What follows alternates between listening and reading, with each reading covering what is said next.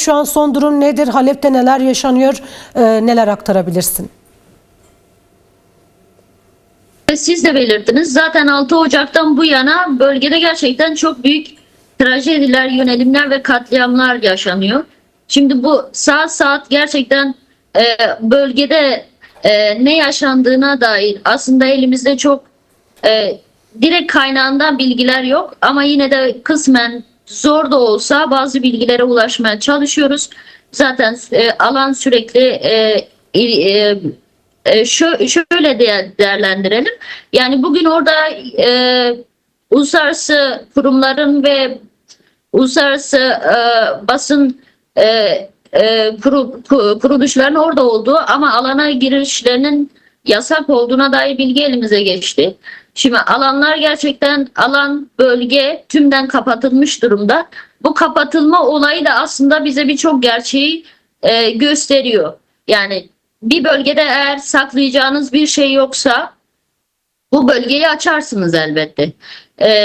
Gün be gün saat saat insan kaçırma olsun, katletme olsun, taciz, tecavüz olsun, bölge halkının malına ve mülküne gasp etme olsun sürekli yaşanan durumlar.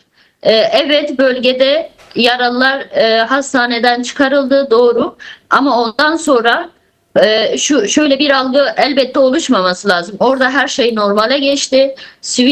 Bölgedeki sivil halk normal bir yaşama geçti. Öyle bir durum yok. Şu an gerçekten çetelerin amgosu altında, kuşatması altında hala bölge halkı var.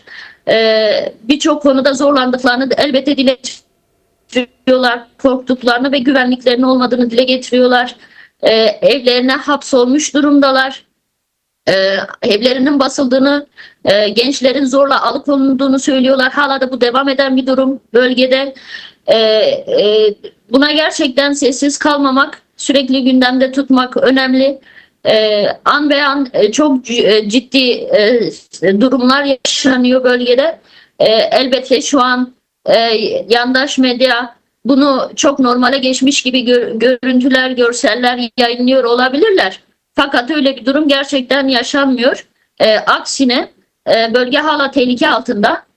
Gün be gün saydığımız şeyler orada yaşanıyor.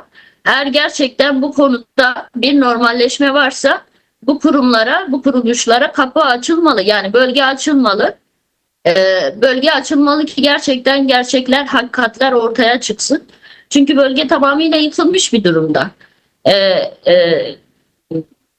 Hala bu katliamlar, hala bu kaçırmalar, taciz, tecavüzler elbette yaşanıyor. Yaşanıyor ki bölge tamamıyla ambargo altında, yani kuşatma altında. Kimsenin giriş ve çıkışlarına izin vermiyorlar. Bu konuda gerçekten ciddi bir duyarlılık olmalı ve bölge esas konulardan biri olmalı. Hala büyük şeyler yaşanıyor bölgede. Biz elbette bilgiye ulaşmaya, oradaki sivil halka ulaşmaya çalışıyoruz. Ama internet zaten yok. Çok kısıtlı, yani çok kısıtlı. Elektrik zaten yok, su imkanı yok, yeme içme imkanı yok. Yani orada hala durum normale geçmiş değil. Zaten çetelerin bölgesine, insafına bırakılmış bir bölge şu an.